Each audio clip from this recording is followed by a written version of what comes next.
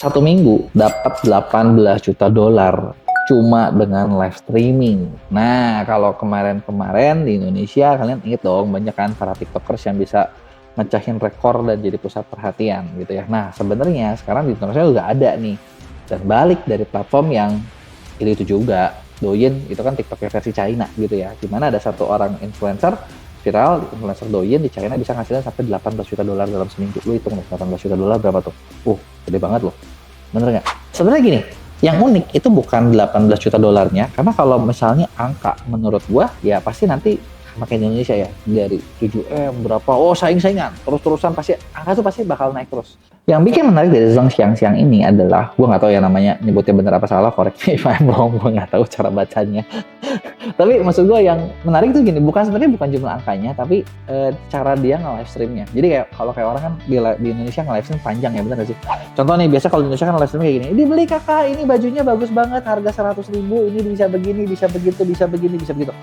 Itu di Indonesia, bener gak? Nah, justru kalau di sana lu lihat ya dari cara dia nge-live streamnya videonya.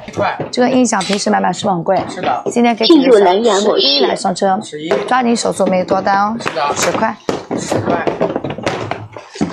12块钱发我们的，14块钱发22双，8块8块， ，16块钱50个衣架来上车，10块10块， ，38 38， 10块， 10块， 吹风机高功率15上车， 15， 上点关注加点赞， 10块10块， ，14。 Gitu ya, cepet banget, cuman kayak pegang, 3 detik doang, satu barang. Dan orang beli gitu kan. Padahal kalau misalnya kita lihat nih, kayaknya kalau kita merem dikit aja, kayak lu nonton video ini terus merem dikit, ya udah kebuang 1-2 produk yang ditawarin. Bener nggak? Karena cuma 3 detik dan nggak banyak ngomong. Dan dia cuma kayak ngomongnya cuma kayak berapa kalimat gitu ya, pendek banget gitu, berapa kata gitu ya. Jadi dia bener cuma nge-highlight doang pentingnya. Misalnya kayak baju ini, tebal tipis, tebal tipis nggak nyambung kan? Ya udahlah itu lah. Tebal tipis wangi, selesai. Jadi kayak USB itu harus kuat banget. Pendek itu kok orang sana mau beli ya kan, itu pertanyaannya, bener nggak? Nah ketika dicek ya rata-rata harga produknya tuh katanya cuma sekitar 10 yuan atau 2 dolar atau 30 ribuan, yang artinya mungkin produknya nggak mahal-mahal banget. Nah tapi kalau misalnya produknya banyak, coba kita hitung, buat dapat 18 juta dolar dibagi segitu, berarti kurang lebih dia itu perlu menjual sekitar 10 juta unit produk. Lu bayangin ya, 10 juta unit produk sehari berarti jual berapa? Juta lebih, bener nggak? Kalau dibagi aja, bagi per jam berarti harus jual berapa? Kencang banget, bener nggak? Nah pertanyaannya gini, gue tahu banyak yang kalian yang pikiran, bisa nggak diterapin di Indonesia? Bisa nggak kita cobain nih cara ini buat live streaming di produk kita? Gue rada kurang yakin ini bisa. Kenapa? Karena lu tahu sendiri, orang Indonesia kalau cuman dibilang hitam, tipis, wangi gitu kan, belum tentu mau beli, bener nggak?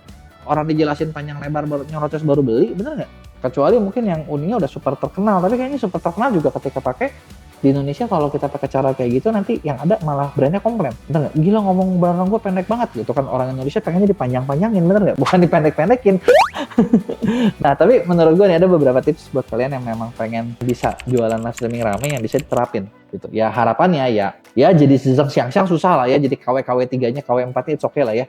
Bener nggak? Kalau bisa dapat 1 juta dolar gitu kan dalam beberapa kali live stream kan tetap lumayan toh, bener nggak? Nah biasanya ini kalau yang gue tahu ya dari yang kita perhatiin, beberapa para afiliator sukses yang mereka bisa sukses apa sih? Satu, mereka ya memang fokus atau bisa dibilang mereka milih platform yang tepat. Kan tau sendiri ya, sekarang tempat nge-live tuh banyak. Lu bisa live di TikTok, lu bisa live di Shopee, lu bisa di Facebook live, lu bisa di YouTube live. Terus di mana yang harus lu live? Ya tergantung. Audiens paling banyak di mana? Mana yang mau beli produk? Nah itulah yang lu pilih. Kedua, pilih juga niche atau industri yang sesuai. Satu niche tertentu yang memang lo kuasai, yang memang ada kebutuhannya dan memang lo bisa jualin. Ya itu kuncinya, karena dengan kayak gitu ya lo bisa rame. Ketiga, lihat juga nih produknya, perlu ngerti produk yang kita jual tuh kayak gimana sih, kenapa mereka ini dibeli, karena setiap produk beda. Contoh kayak kalau kita lihat di ini ya, itu kan cuma kayak baju atau fashion, bener nggak?